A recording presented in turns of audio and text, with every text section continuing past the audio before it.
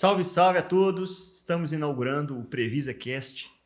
Uma honra, um privilégio poder ter mais esse canal de comunicação, de divulgação das nossas ideias. Começando pelo início, nós vamos começar com o nosso programa Pessoas à Frente das Empresas. E nada mais justo do que começar com quem iniciou a Previsa. Quem criou a Previsa, o espírito empreendedor por trás do início da Previsa, e que tem o privilégio de ser o meu pai. Na verdade, é o contrário, né? Eu tenho o privilégio de ser filho do Carlos Vitor. Então, esse primeiro episódio, nós vamos falar a história do Carlos Vitor, como é que ele começou lá atrás, desde a infância, chegando nos dias de hoje. Podemos começar? Podemos.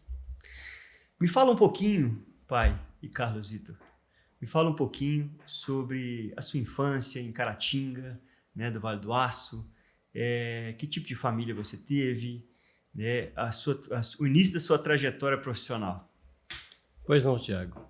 Primeiramente, eu agradeço a Previsa estar fazendo esse podcast inaugural, né? E quanto à minha infância, a minha vida em Caratinga, foi o seguinte, Tiago. A minha mãe era uma costureira, e o meu pai era um funcionário da prefeitura de Caratinga, que muitas vezes ele saía numa segunda-feira e chegava numa sexta. E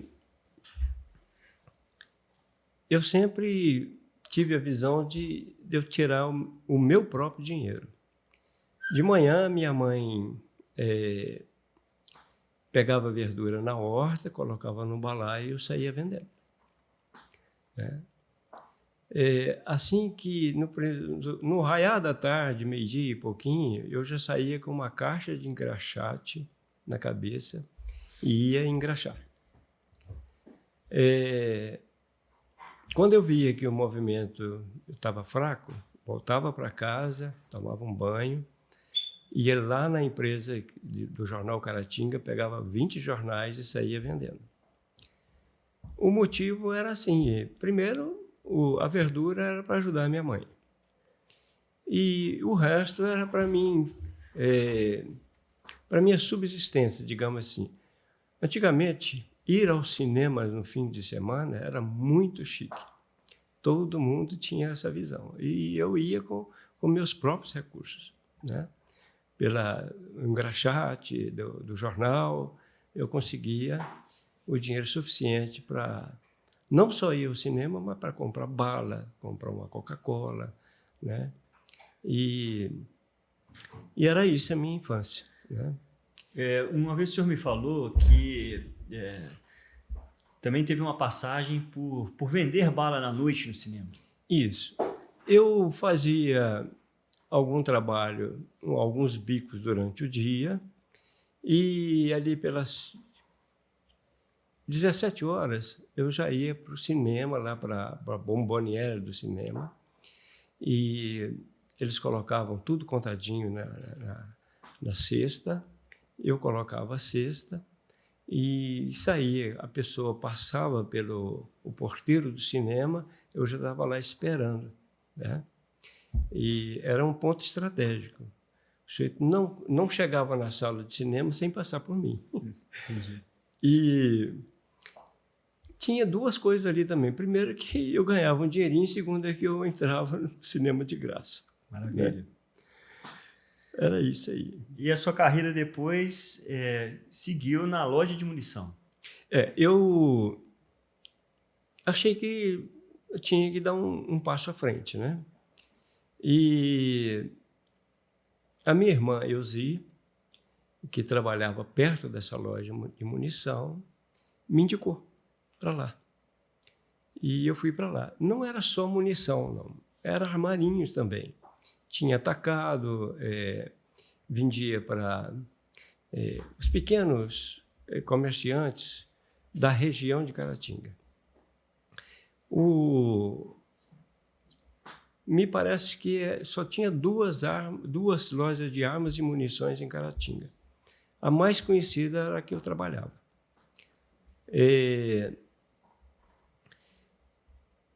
como a gente tinha muita necessidade de ganhar uns trocados, ao sábado, depois do meio-dia, eu ia com um representante comercial vender caldeirão, caçarola, e também munição. Pólvora, espoleta, chumbo. Né? O senhor ia como? O senhor ia de carro? Íamos num jipe. Né? Rodava toda a região lá de Caratinga, os municípios, alguns municípios, né? E o jipe só cabia, era tanta coisa que mal me cabia e o motorista também, né? Porque ele não tinha uma caminhonete, não tinha nada. E enquanto os meus amigos iam para os bailes, eu estava trabalhando. Né? Maravilha, maravilha. Quando o senhor vendia, então, verdura, a questão do engraxate, jornal e depois na bala de cinema, o senhor tinha mais ou menos que idade? Ô, Tiago, 15 anos, 16 anos. Talvez uns 12, quando começou, né? Quando eu comecei com 12. Certo. Eu vi a necessidade da minha mãe, né? E, mãe, pode colocar as verduras no balaio que eu vou saindo. E naquele tempo, Tiago, no máximo até 10, e estourando 10h30, você tinha que vender tudo, porque o almoço era já às 11 horas estavam prontos. Então, você tinha que comparecer antes. Né? E eu já tinha, depois de um certo tempo, a clientela pronta já também. Né? Maravilha. Então, o senhor depois, na adolescência, o senhor começou a fazer técnico em contabilidade, né, na escola? Comecei a fazer no ginásio Nossa Senhora das Graças. Comecei a fazer técnico em contabilidade. E me fala um pouquinho como é que foi essa aproximação com o mundo da contabilidade. Até no início do 3º ano de contabilidade, a minha visão era ser um representante comercial. Porque eu já tinha aprendido lá no JIP, né? Como que era o contato com todo mundo, etc. E Caratinga tinha um município muito grande. Era tão grande que Caratinga dividia com Ipatinga. Né? E a possibilidade de ter sucesso era grande. Só que no 3º ano de contabilidade, sentou do meu lado um dos donos do maior escritório de Caratinga. O senhor falou que a cadeira escolar era dupla, né? Era dupla. A gente não conhecia cadeira escolar individual. Era dupla. Ele sentou do meu lado.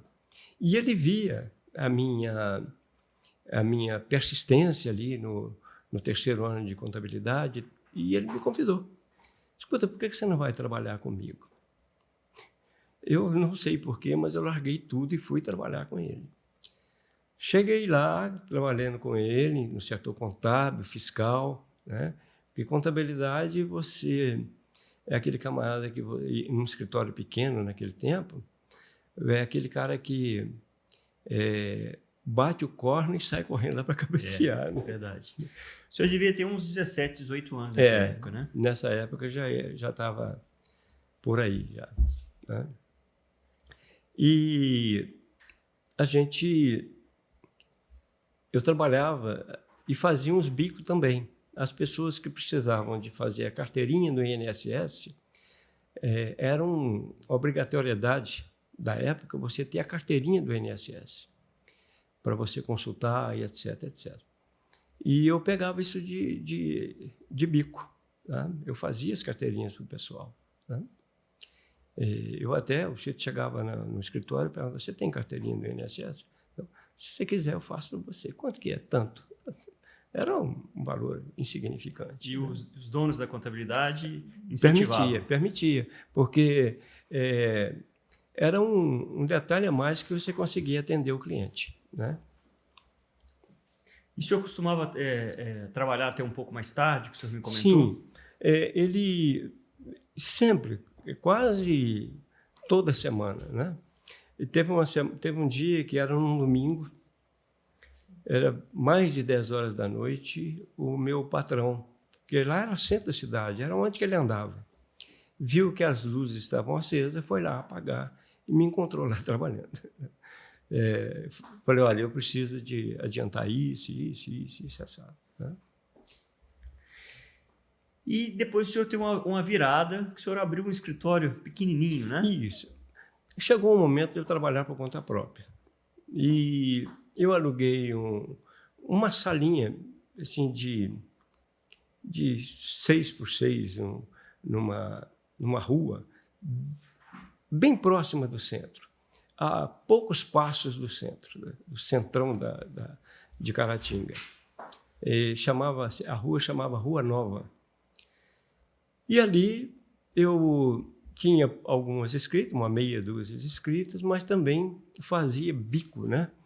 Atendendo esse escritório de contabilidade, junto ao Estado, né? Muitas vezes o cliente precisa... Antigamente, o cliente, quando a nota fiscal dele acabava, você tinha que ir diretamente no guichê e pedir a nota fiscal. Pedir uma autorização para impressão de documento fiscal. Isso. Aí eu conseguia, eu fazia isso tudo, além das carteirinhas do INPS. E foi assim, o escritório lá nem banheiro tinha. Tinha uma venda do lado e eu usava o banheiro da venda. Né? Um dia, né, apareceram 3 senhores no meu escritorinho. Chegaram, sentaram, começaram a conversar entre si. Eu fiquei assim, quem é isso? Eram os donos de uma mineração que foram lá me convidar. Eu tinha sido indicado por um amigo da minha irmã Neuzinha. Né? Ele me indicou, eles foram até Caratinga, eles aproveitaram, quem ia era o gerente da mineração. Mas eles precisavam muito de uma reunião e fizeram a reunião na viagem, de ida e volta. Né? E me fizeram uma proposta, a proposta foi tão boa que eu chamei um amigo meu e dei o escritório de contabilidade para ele de presente. Sabe? E fui embora para Ipatinga. Tá? E Ipatinga, a mineradora era bem no meio do mato. Bem não, muito mato adentro mesmo. Tá? Era um tempão de estrada de terra até chegar na mineração. Tá? Porque não tem uma jazida na beira da estrada, né? E o senhor foi ser o contador, então, da mineradora? Fui ser o contador da mineradora. E lá eu cheguei até a aprender a dirigir caminhão, porque era tanto caminhão que, às vezes, tinha que tirar um caminhão de um lugar para ser eu fazia isso também. Né? Mas eu trabalhava 2 ou 3 dias lá e 4 dias eu trabalhava na rua Cabo Frio 77, em Coronel Fabriciano. E por que 4 dias? Daria 7 dias, não é isso? Eu só ia a Caratinga uma vez por mês. O resto tudo eu trabalhava sozinho na contabilidade e eu trabalhava lá e trazia serviço para cá, para Coronel Fabriciano. Tá? Era isso aí, muita luta. O senhor tinha que idade mais ou menos na época? 18, 19, por aí. Maravilha. Um certo dia, eu fui convidado pelos donos da mineração a me transferir para Belo Horizonte. Também não tive nada ao contrário. Peguei o ônibus e vim embora para Belo Horizonte. Né? Aliás, nesse dia, eu tinha um técnico em mineração que tinha família em Belo Horizonte. Eu peguei carona com ele. Chamava-se Dr. Hugo, ou chama Dr. Hugo, não sei se está vivo. Né? Eu me instalei num hotel ao lado da rodoviária, me parece que era o Hotel Vice-Rei. E naquela semana eu comecei a procurar um lugar para me ficar, porque a estadia no hotel não era, né, não era barata. Né? E ali firmei a minha vida em Belo Horizonte. Maravilha, maravilha. Então, para a gente, né, de uma geração diferente, é complexo pensar, né, em 19 anos, sair de casa, ir para dentro de uma mineradora, ser contador, depois também ser transferido para Belo Horizonte, né, de uma família simples, uma família humilde. Né, com certeza, né, os pais... Na época não tinha mais pai, só tinha mãe, né? Não tinha mais pai, não. com certeza eles não tinham recursos para ajudar, né? Não tinha, recurso zero, né? Aliás, era o contrário. Todo recurso que eu conseguia, eu ajudava. Entendi. Me fala um pouquinho da vida em Belo Horizonte. O senhor chegou aqui, foi ser contador da mineradora, né? Continuou. Mas parece que o senhor teve um estalo, né? Teve um acontecimento, uma legislação que saiu que mudou a sua vida. Sim. Eu fui trabalhar na rua Ceará com o Bernardo Monteiro. Eu era o único funcionário da área contábil. Precisava de pelo menos 3, mas eu dava conta. Jovem, né? Você não tem problema.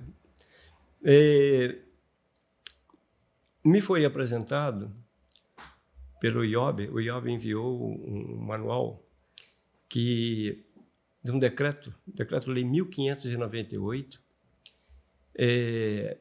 Esse decreto veio a fazer uma adequação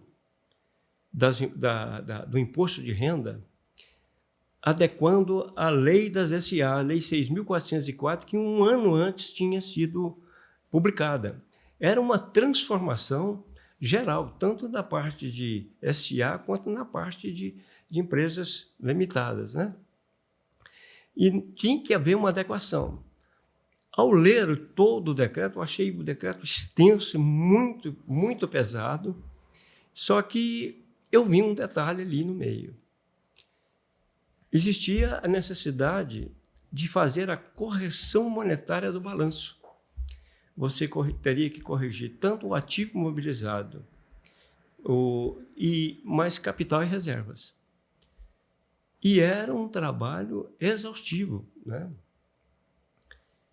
Eu vi nisso uma oportunidade de oferecer isso para os contadores de Belo Horizonte e, com isso, 2 meses depois eu estava pedindo demissão, sem saber se ia dar certo, mas era aquela visão. Porque o seguinte, era um negócio tão complicado que depois visitando os escritórios de contabilidade, todos que eu encontrei, todos que eu visitei, tinha um mundo de dúvida nessa parte, né? E eu cheguei quase como um salvador da pátria, né? Oferecendo trabalho, nada assim de muito valor, de valores muito grandes, e com isso abri o escritório, né? Não, mas vamos dar um passo antes aqui. Então, a correção monetária do balanço é porque a inflação era muito alta. A né? inflação era exorbitante. Hiperinflação. Né? Então, o valor que estava registrado ali no balanço das empresas, ele era um valor que estava constantemente desatualizado. Com certeza. Nada confiável em um balanço. E se as empresas hoje têm dificuldade de mapear o seu ativo ali, né? O seu imobilizado, máquinas, equipamentos, etc. Hoje, com toda essa tecnologia, a gente tem muito relatório errado ainda. Lá atrás devia ser um caos. Né? A inflação era galopante, Tiago. Você chegava para comprar um material de construção, por exemplo. De manhã era um preço, à tarde era outro. E era avisado pelo vendedor. Olha, agora de manhã o preço é X, à tarde vai ser Y. Entendeu? Então, era assim. Bom, então, com o advento do decreto da correção monetária de balanço, o senhor saiu da mineração, fez um curso no IOB, né? E qual foi a trajetória? Onde é que o senhor foi trabalhar? Bom, no curso do IOB, eu vi que foi o curso do IOB que eu vi que se aqueles contadores que eram considerados doutores nas suas empresas estavam com dúvida, eu pensei assim, e um degrau abaixo? E outros, né, degraus abaixo, né? E falei, não, deixa eu partir para isso aí, né? Trabalhei nessa empresa mais 2 meses, em agradecimento dela ter pago o curso, etc. Eles admitiram um outro contador e eu fui embora. Maravilha. Eu fui embora. Como faltava ainda, para ficar no auge, essa correção monetária de balanço, para oferecer no auge, faltavam uns 3 meses, eu fui trabalhar num escritório de contabilidade. Lá eu conheci o Janir Adir Moreira, né? Hoje um grande advogado tributarista, e comentei com ele que eu havia oferecido para um escritório de contabilidade de Pedro Leopoldo esse trabalho de correção monetária de balanço. Certo dia eu o convidei para que nós fôssemos lá. Ele tinha carro, eu não tinha. E fomos lá em Pedro Leopoldo. O trabalho foi contratado, era uma empresa de transporte de passageiros, Pedro Leopoldo, Belo Horizonte, e era uma empresa de transporte de cimento, que existe até hoje. O valor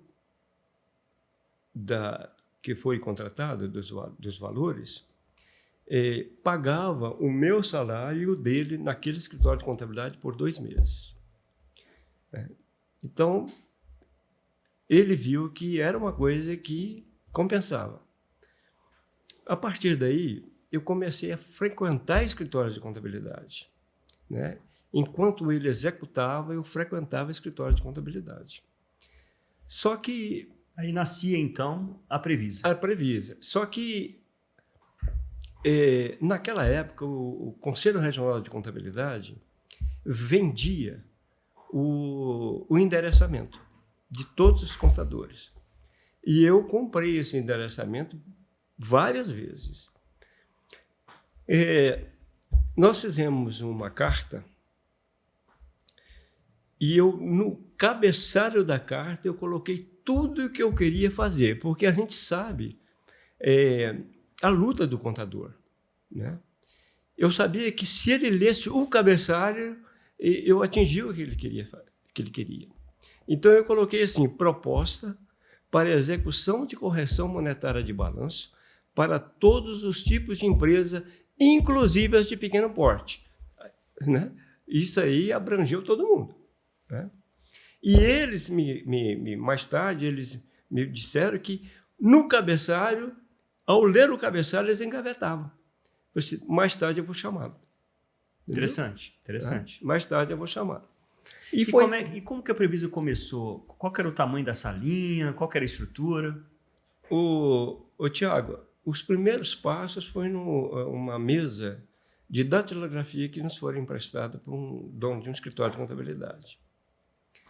Quando nós vimos, né, juntamente com o Janir, nós vimos que dava para abrir uma empresa, nós agradecemos o Ilacir, lá na rua Rio de Janeiro 300, me parece, e abrimos um escritório abrimos nosso escritório no edifício Mesbla, no 6º andar do edifício Mesbla. E encontramos o nome Previsa, né? E ali, Tiago, a gente começou, enquanto eu visitava cliente e pegava diária e razão e levava para o escritório, o Janir, mas nesse momento já tinha gente contratada para pesquisar ali e tudo, né? O Janir e outras pessoas executavam a correção monetária e eu buscando o serviço. O senhor me comentou uma vez que o senhor estava buscando o serviço e acabou queimando o pé. O senhor pisou numa guimba de cigarro. Pois é. Ela andava tanto que eu não vi que o meu sapato tinha furado.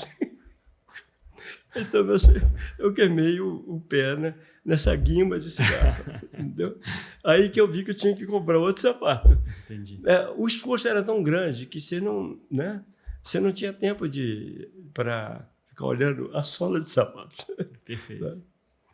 Então, foi por aí, Tiago. Só que a gente via que alguns contadores já não estavam dando conta da própria escrita. Era muito grande para eles. Mas deixa eu só fixar o exemplo aqui. Então, a Previsa nasceu de uma visão.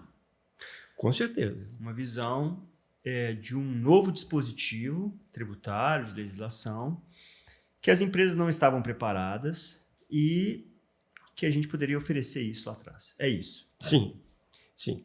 Só que em determinado momento, eu virei para o Janir e falei, senhor Janir, o presidente era o presidente Médici.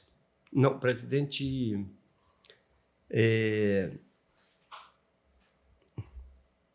Garrastazu Médici. E o ministro era o Mário Henrique Simons. Eu falei assim, Janir, se esse Mário Henrique Simons resolver acabar com essa correção monetária do balanço, e aí, o que nós vamos fazer? Ele falou, você está certo, vamos partir para a contabilidade. Eu perguntei para as pessoas que eu já conhecia qual rádio seria o ideal para me colocar uma propaganda. Eu coloquei a propaganda de Previsa Contabilidade e também tinha, né, a correção monetária de balanço. Nesse momento, em algum momento, o próprio dono da Rádio Itatiaia ouviu, me chamou, me dizendo que o contador dele já estava pendurando a chuteira, se eu queria a contabilidade da Itatiaia. Eu falei, sim, claro que quero.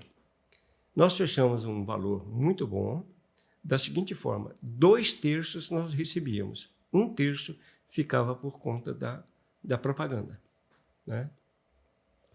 E aí foi, né, uma empresa ouvia, outra ouvia, a gente foi fazendo contabilidade, né? Dos contadores que nós visitávamos, um deles falou, eu não estou dando conta dessa contabilidade. Ela cresceu muito. Você quer? Quero. Você vai comigo até o dono? Foi até o dono da empresa e ela chamava e chama até hoje Calçado Samarino. Da Calçado Samarino, houve podemos chamar assim de um rebote, né? Que outras empresas de contabilidade, outras empresas de calçado ficaram sabendo e nos chamaram. Por exemplo, Silva Rabelo, lá no bairro, perto do Corpo de Bombeiro ali, né? Ali, nem sei que bairro que é, na Antônio Carlos, a Silva Rabelo era enorme, né? Nós somos contadores dela durante muitos anos. Depois pegamos a Otto Calçado, Criações Daia e várias outras empresas calçadistas. Só que um dia, Tiago, tudo muda, né? A China começou a oferecer sapato aqui a R$40, enquanto o deles era 400. Né? A única coisa que salvou é que muitos foram para Franca? Não, foi para uma empresa calçadista, uma cidade que é praticamente só de calçados. Nova Serrana. Todo mundo foi para lá, né? Mas nessas alturas nós já tínhamos estrutura tão grande que não tinha importância perder essas empresas que foram para lá, né? É interessante, então, que lá atrás a Previsa tinha um nicho, né? É um nicho que foi ao acaso, mas acabou sendo constituído ali um nicho de empresas de calçados. Isso. A Previsa, assim, dentro de um escritório de contabilidade, tem uma quantidade de possibilidade muito grande, né? Você oferecia não só a contabilidade, como a perícia, como a auditoria e outros nichos que tem dentro de um escritório de contabilidade, né? Mas o que eu acho interessante é que contadores, às vezes, com escritórios muito mais antigos, né, do que a própria Previsa, visto que a Previsa, naquela época, era relativamente recente, né, chamavam você, na época, o Janir, e falaram assim, olha, eu não estou aguentando essa escrita. Isso. Né? Ou seja, de certa forma, ele não conseguiu criar a estrutura necessária para suportar aquele contrato. Não, não criaram. E tinha um detalhe, Tiago, muito, muito interessante que eu não te falei. Eu visitava escritório de contabilidade que precisava de fazer a correção monetária do balanço, mas eles não tinham condições de pagar. Legal. E mesmo eu pegava e falava, pode me dar o trabalho que você vai ter a correção monetária feita. E fiz para vários. Tá? Eles eram tão humildes, né? Disse, rapaz, se eu falar com esse moço que ele tem que pagar, ele me tira a escrita de mim e é meu ganha-pão. Eu falei, nada disso, eu vou fazer para você. Isso traduz bem uma dificuldade que os contadores têm, né? Porque as inovações tributárias, até hoje, elas acabam tirando o equilíbrio do contrato que os contadores têm com os clientes. Né? É impossível a gente ajustar os contratos diante de tantas inovações tributárias. Sim. E os contadores eles precisam ter esse espaço de diálogo com o seu cliente. Né? Uhum. Por quê? Porque a gente não pode ser punido por um governo, muitas vezes, que querem ali na sua sede de arrecadar mais informações, mais obrigações. Né? Então, e é o que aconteceu com esses contadores. Né? Eles não tinham nem como cobrar isso do cliente. Não né? tinham. E eram contadores muito simples, né? Que eu lembro que eu comecei assim, eu subia no último andar do edifício Helena Passig, por exemplo, e vinha. Né? No próprio prédio que nós estávamos, no edifício Mesbla, fiquei conhecendo o meu padrinho mais tarde, o Remo Gresta, né? Perfeito. Que fez correção monetária conosco e tudo. Né? Maravilha, maravilha. Então, nessa época, então, a Previsa já pivotava, né? A Previsa que era uma startup, né? Porque Sim. começou através de uma tese, a teoria de prestar serviço De correção monetária de balanço, ela pivotou para ser uma contabilidade, efetivamente. Como ela tinha aquele canal ali dos contadores, os contadores começaram a trazer, indicar clientes, né? Que muitas vezes não conseguiam atender, né? E uma coisa muito importante, Tiago, que eu fazia até um determinado tempo, era estar junto do cliente de contabilidade. Pelo menos 2 vezes por mês, eu ia no seu estabelecimento, verificar qual que era a sua necessidade, o seu problema, o que tinha para me falar e tudo. E eles gostavam disso. Tá? Eu corria Belo Horizonte todinho nos meus clientes, não deixava sem visita. Tá? O senhor falava que na época o senhor tinha uma Belina, né? E a Belina permanece até hoje, né? A Belina 89? Não, a anterior, a de 89, ela sofreu. Conheci o anel rodoviário todo. O anel rodoviário era a minha... Mas o anel rodoviário naquela época não tinha um tráfego que tem hoje. Nem perto do que tem hoje. Sabe? Nem perto. Era um anel tranquilo. Dali, eu ia para o Ceasa. Eu conheci cada lugar, Tiago, porque nós tínhamos clientes já na João César de Oliveira. Né? Município vizinho, né? Contagem. Da João César, eu entrava na rua Cardeal Arco Verde, que também tinha um cliente lá que chamava Laminação Brasil. Dessa rua, eu saía lá em frente àqueles motéis que vão para o Ceasa, e ia também para o Ceasa ali. Né? E ali ia para o Ceasa, nos nossos clientes no Ceasa, e do Ceasa eu ia para bairros ali vizinhos visitar cliente. Tá? Então sempre foi uma marca forte visitar vocês. E essa visita, e a visita do cliente, Tiago, rendia indicação. Sabe? Rendia indicação. Olha, eu te indiquei para fulano, está aqui, vai, porque ele está querendo uma assessoria melhor, e etc. E rendia muita indicação. Tá? Legal, interessante. Então, a Previsa já tinha um time formado, né? Na época já estava ali na rua Alvarenga Peixoto? Na Alvarenga Peixoto, nós saímos do edifício Mesbla para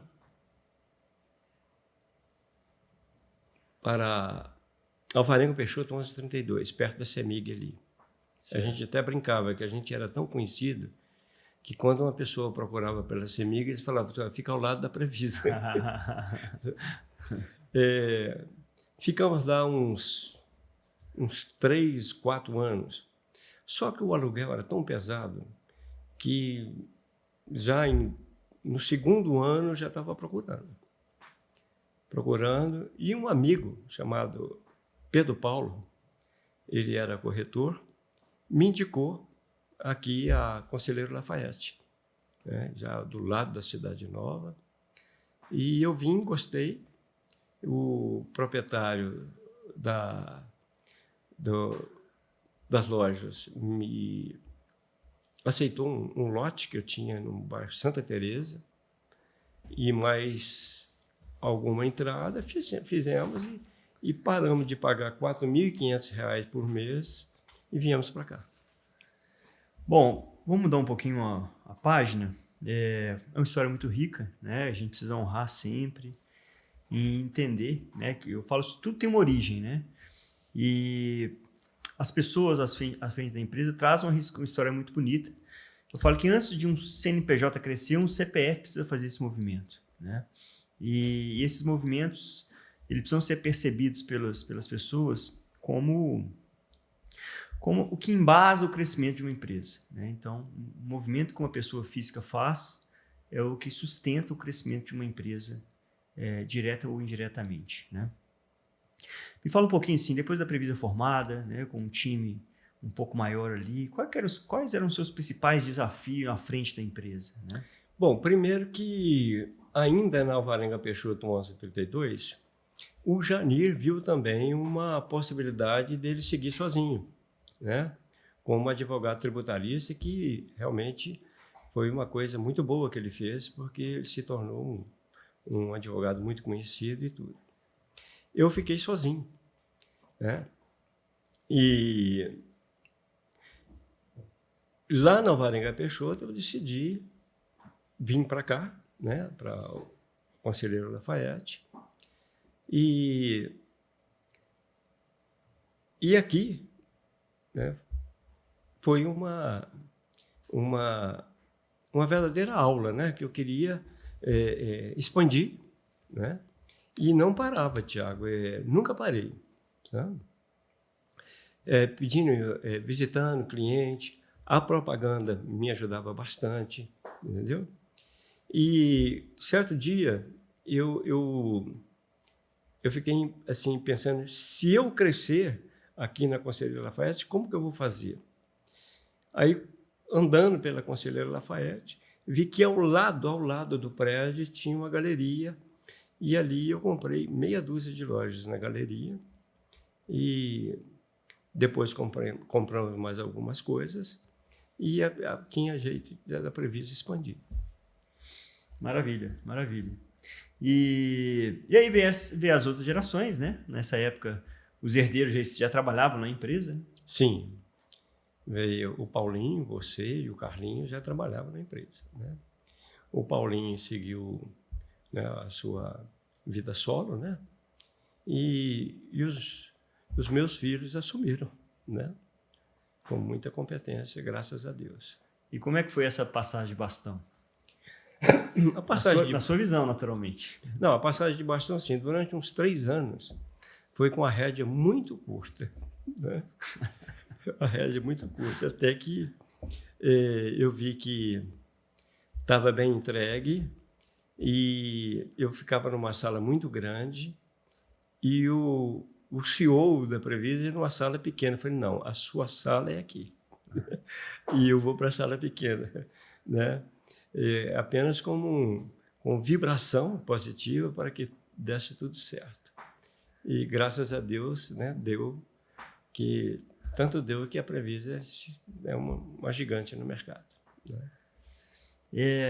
Já partindo para o final, se o senhor pudesse falar um pouco dos seus aprendizados ao longo dessa trajetória, né, profissional. O senhor viu vários presidentes passando, vários planos econômicos mudando, né? Qual que é o recado que o senhor daria para as novas gerações que estão trabalhando, estão iniciando a sua jornada? na contabilidade? Bem, é muito importante, Tiago, o contador, ele vê o cliente dele como um todo, né?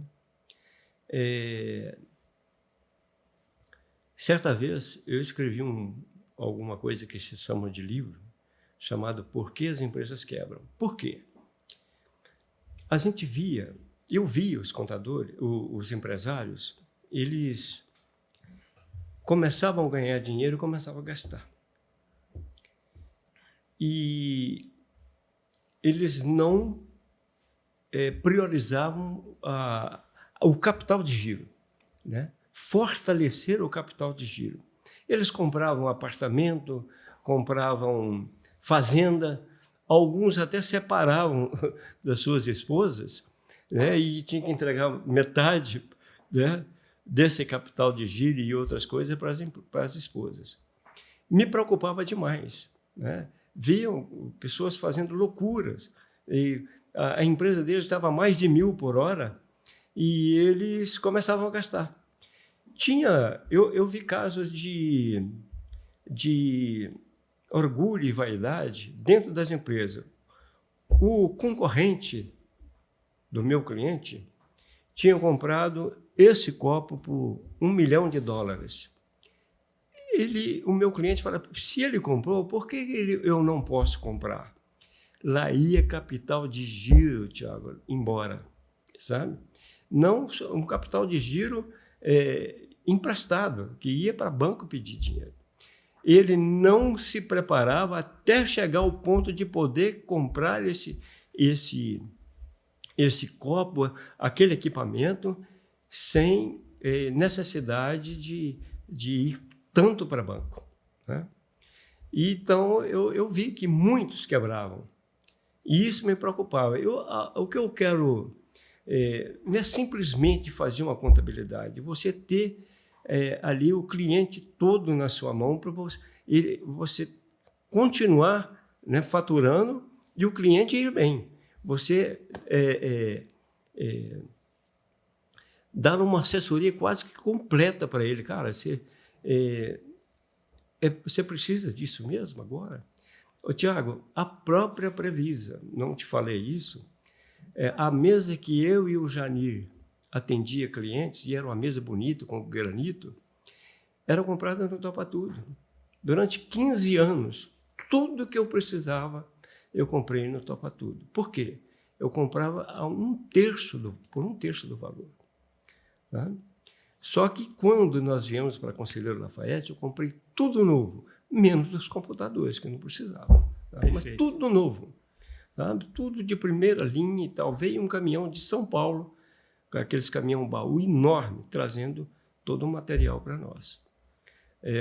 Mas eu já tinha os 2 pés no chão para fazer isso. Tá? Maravilha, maravilha. Então, você estava falando, né, um conselho que o senhor daria às novas gerações é assessorar o cliente como um todo, né? Ou seja, conhecer a realidade dele, e não ficar ali com feijão com arroz, né? Só tentando entregar guia, etc. Né? Eu fui admoestado por 2 clientes. E um deles eu falei assim, puta, você está fazendo reformas que você não vai usar aqui. Olha quanto que está na contabilidade. É quase, na época, 30 mil cruzeiros, né, por mês. Aqui minha empresa é uma empresa pujante, etc, etc. 2, 3 anos depois, com a entrada da China no mercado, ele precisou de ir a bancos buscar aquele dinheiro que, se ele tivesse economizado, ele não precisaria ter ido. E é engraçado que a gente vê isso todos os dias. Cliente fazendo extravagâncias, né? Eu lembro de um cliente nosso que fechou uma grande venda com uma grande empresa, e foi outro dia lá e tirou uma melhor BMW que tinha na época, que era X6. Mais tarde a gente foi ver e ele estava tendo prejuízo naquela operação, né? Então, ou seja, o cliente não vive de receita, ele vive de lucro. né, e o capital de giro, né, o capital da empresa de forma geral precisa ser preservado, né? Sim, preservar o capital de giro é muito importante, porque você não sabe. Uma coisa que eu falava para meus clientes, escuta, e se o ministro da Fazenda fizer isso, isso e assado, o mercado vai parar por 30, 40 dias, né? E você precisa desse capital de giro para suportar esses 30, 40 dias. E antigamente era pesada, era assim, constante, né? O senhor falou o exemplo da mesa que o senhor atendia, a mesa de reunião, a mesa de trabalho comprado no Topa Tudo. O Jeff Bezos, da Amazon, ele tem um símbolo que durante muito tempo a mesa dele era uma porta que ele improvisou como mesa. E isso mostra para os empreendedores que o importante é o que agrega valor para o cliente. Da de dentro para fora aqui pode ser de qualquer forma, né? De fora para dentro, né? Você pode improvisar, né? Mas o importante é o que agrega valor para o cliente, né? Eu fui admoestado por um cliente porque eu falei assim, escuta, você comprou uma Fiorino zero, por que você não comprou ela usada? Né? Uma empresa... Algum tempo depois, ele precisou de muito capital de giro e não deu conta. Perfeito. Agora, enquanto ser humano, né, o CPF, a pessoa à frente das empresas, me fala um dos seus principais aprendizados no trato com o ser humano, na evolução. Olha, Tiago, você está entrando numa linha que eu gosto, sabe? Porque, primeiro que cada ser humano, na sua vida, ele é uma sala de aula. Você precisa de entender aquele ser humano, as suas necessidades, aprender com ele. Muitas vezes também você erra, você aprende com ele. Mas os funcionários da Previsa, eu sempre estendia a mão para eles. Não os via só como funcionário, eu via como um ser humano, né? E até hoje, né?